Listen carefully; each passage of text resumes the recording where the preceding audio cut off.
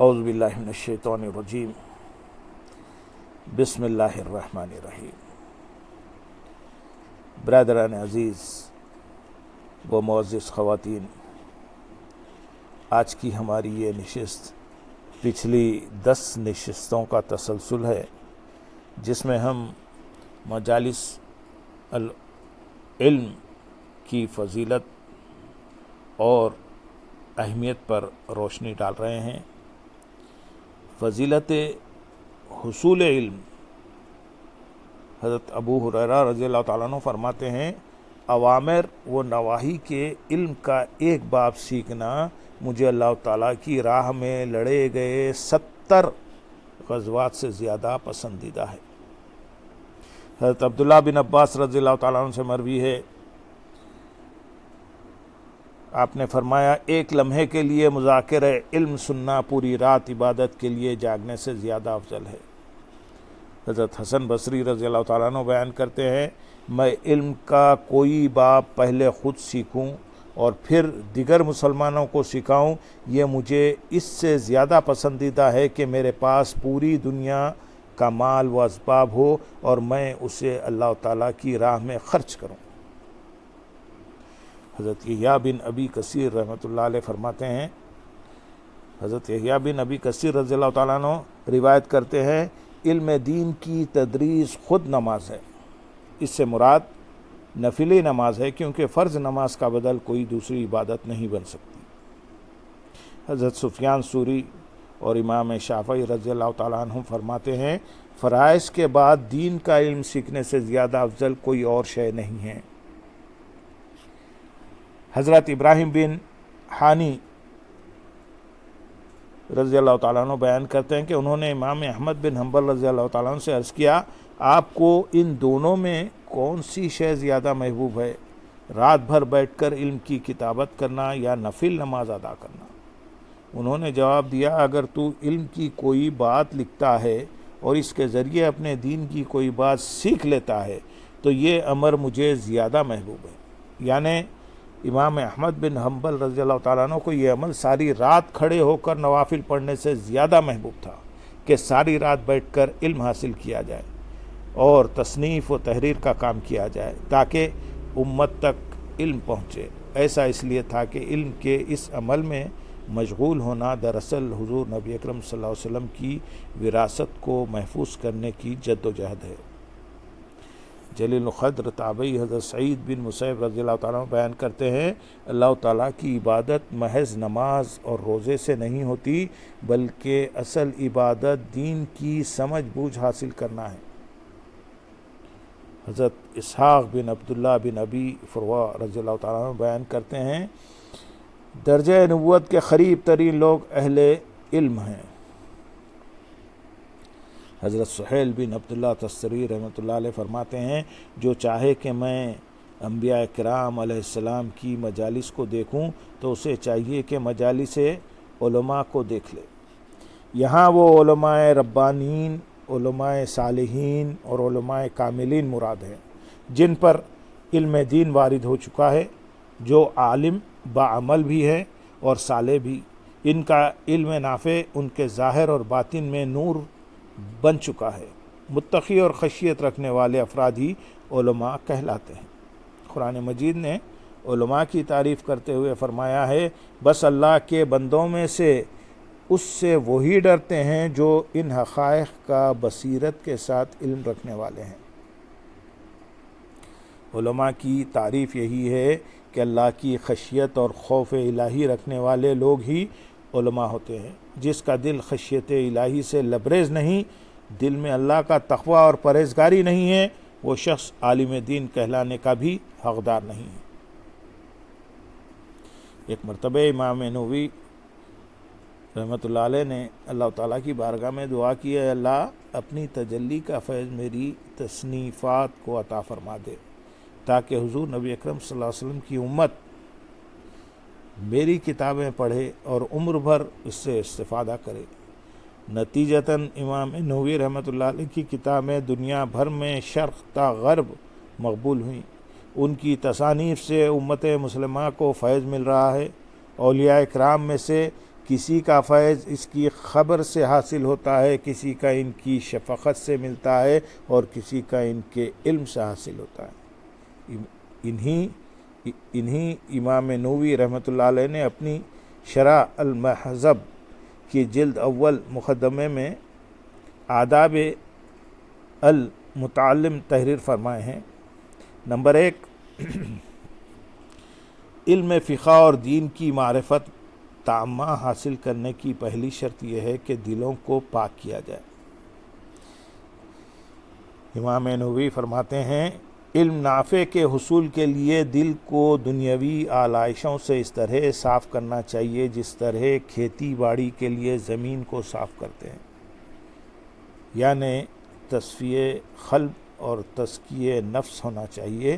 اگر قلب اور نفس کی زمین خرابیوں اور پلیدیوں سے پاک نہیں ہوگی تو علم خشیت الہی اور تقوی کا نور پیدا نہیں کرے گا۔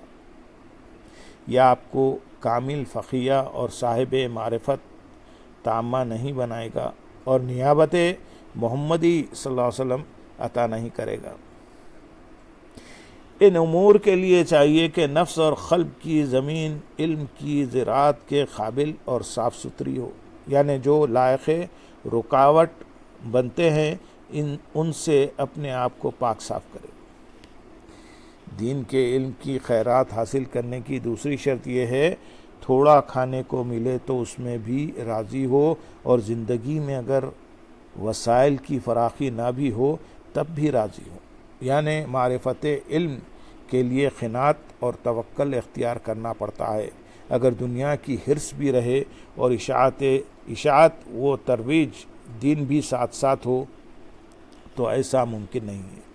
آخرت کے کام کے لیے سودے بازی کرنا بندے کو عذاب کا حقدار بنا دیتا ہے۔ جو آدمی آخرت کا کام کرے اور اس کے عوض دنیا بھی طلب کرے، اس کا علم اس پر لعنت بھیجتا ہے۔ بندے کو چاہیے کہ اللہ کے دین کے لیے ایسے وقف ہو جائے کہ دین کی خدمت کو حضور نبی اکرم صلی اللہ علیہ وسلم کی سنت سمجھ کر اختیار کرے۔ اللہ تعالیٰ کے انبیاء اور رسول علیہ السلام اسی عزم کا اظہار ان الفاظ میں فرماتے رہے، اے میری قوم، میں اس دعوت و تبلیغ پر تم سے کوئی اجر نہیں مانگتا، میرا اجر فقط اس کے ذمہ کرم پر ہے جس نے مجھے پیدا فرمایا ہے، کیا تم عقل سے کام نہیں لیتے؟ یہ سورہ ہود کا ترجمہ ہم نے سنایا، سورہ ہود کی آیت نمبر 51 کا ترجمہ ہم نے سنایا۔ حضرت ابو ہریرہ رضی اللہ تعالیٰ عنہ بیان کرتے ہیں کہ انہوں نے رسول اللہ صلی اللہ علیہ وسلم کو فرماتے ہوئے سنا، ایک شخص جس نے دنیا میں علم سیکھا اور سکھایا اور قرآن مجید پڑھا، قیامت کے روز اللہ تعالیٰ کے حضور پیش کیا جائے گا۔ اللہ تعالیٰ اسے اپنی نعمتیں یاد کرائے گا تو وہ شخص ان کا اقرار کرے گا۔ اللہ تعالیٰ فرمائے گا، تو نے ان نعمتوں کے شکرانے میں کون سا عمل کیا؟ وہ کہے گا، میں نے علم سیکھا اور اسے سکھایا اور تیری رضا کی خاطر قرآن کی قرات کی۔